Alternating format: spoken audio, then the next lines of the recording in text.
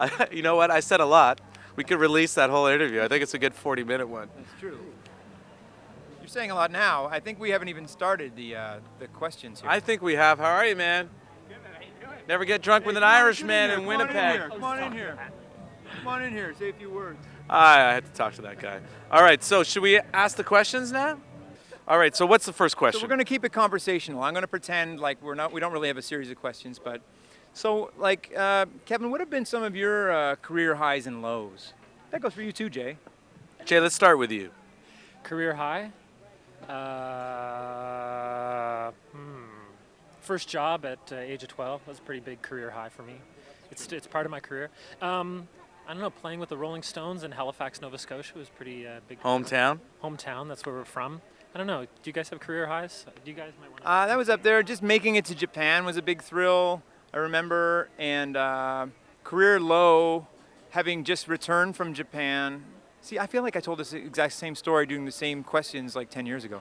But having returned from Japan, playing in You're like Don Rickles. St. John's, that's right. I went to see Don Rickles at That's a career high. See Don Rickles, career high. At Casino Rama. It was amazing When for was about that? 5 minutes, and then it got really maudlin. I don't know. It was back when he was about 83. It wasn't long ago. Yeah, in 92. when he was in- We got beer canned off the stage at Memorial University in St. John's, and we had just been treated like kings in Japan. It was that was kind of depressing. That happens, though, where you have the great show and then What about yourself? career high. What about career low? Were there any today? Any recent? Let me tell you about last week. Career low. Haven't really had any. Yeah. It's really been, Well, they're coming. But no, I'm just kidding. Not for you. you know,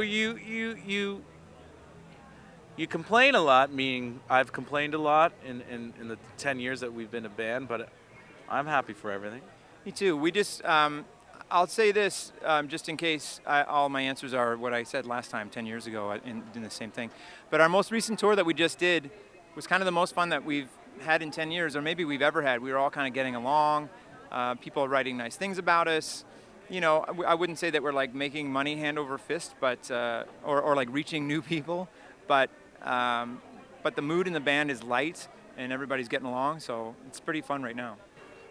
You know what I was wondering? What's the meanest thing ever said to you before, during, or after a gig? Well, I can segue from Andrew on this. That was terrible. I was in Portugal, and we really? played some festival. We were supposed to go on stage at midnight. We went on at 3 a.m. Everyone was exhausted, and we played the show. It was absolutely terrible, and the first thing I did when I got off stage is I had some kid yell at me, "Kevin!" I turned around and goes, "That was terrible!" I don't know how to say this don't exactly, say- but shit. so terrible. Fucking shit. One of the that hurts, doesn't it? When you play a show, you know it's bad. You're already vulnerable. You get off stage and someone's like, "That sucked." I don't usually get a lot of that. I get people sort of probably hide their disdain for our band. But I look out and I see a lot of yawning. You know, I always look away from that if I can. Or I call them out and go, "You yawn, I'm going to kill you." But sometimes Andrew, I think, gets down on my between-song banter. So, And before we go on, he's like, "Listen, no talking, okay?" I'm like, "Fine." And then I don't say anything, and I'm a great big sook, and I won't even come up to others, like stand back by my amp. Bill Wyman. Yeah, You and pull a Bill Wyman. and just total take a sooky fit, and then Jay has to talk, and then that's a whole new level of yikes. What would make you kick someone out of your band? And or bed? Wait, I may have done this. I've been asked that before. It's all right. No. What would make you kick someone out of Yeah. your band or out of your bed? Yeah. Let's put a fucking hat on the microphone on this one. You want to answer that? Because I'm not. Well, I'll just say, like, there have been lots of times when I have fantasized about any one of the guys in the band being gone, and I can imagine, oh my gosh. How do you do this? I want to know how to do this. Go. It's just a fantasy. It's like, oh my God, if Andrew were gone, then we could blah, blah, blah. Like back when we lived in Halifax and Andrew moved to Toronto, and I was like, I can't believe you moved. You're ruining my big chance to make something of myself. Well, if we had another drummer who lived here, we could practice more. But then we were almost going down that road, and it was just like, you know what? Like abort Chemistry. this thing. Chemistry. Chemistry is everything. And then, without Patrick, we'd probably have more fun doing some, like, Like we're all driving in the van today, You're crucifying. watching a You're video. kind of making your good vibe tour kind of go a little bit sour. Oh no, they all know this. I've told them all. And if Jay were gone, like he's not the best. Like Yeah. I hate jamming, as illustrated earlier. But Thank you. But he doesn't. He's just not very quick musically. He's like more panicky. Like, well, how does that go? But ultimately, yeah, chemistry is everything as far as I'm concerned. So 4 U's would have been better.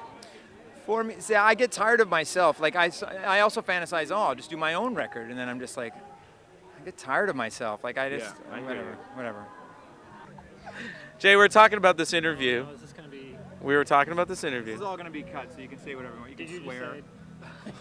What is it for? Exclaim TV. Who's going to see this? I didn't shave.